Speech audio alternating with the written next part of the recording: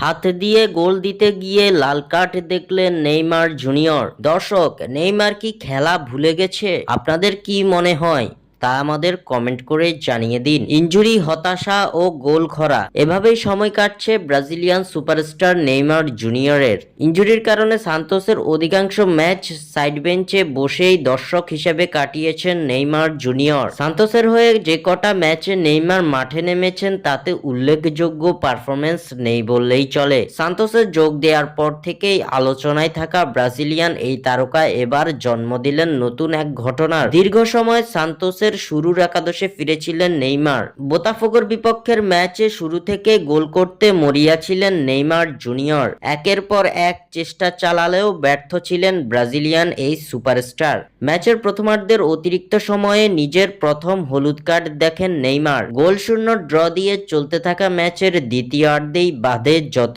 বিপত্তি। গোল খরায় ভুগতে থাকা নেইমার ঘটিয়ে ফেললেন এক লজ্জাজনক কাণ্ড।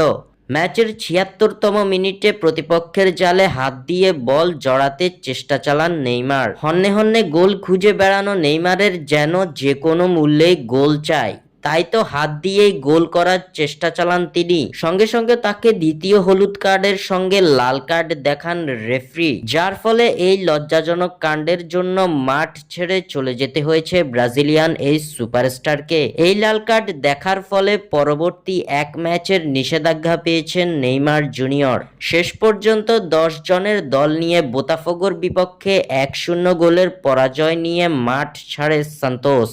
স্বাক্ষর থেকে সাদবিন ইসলাম।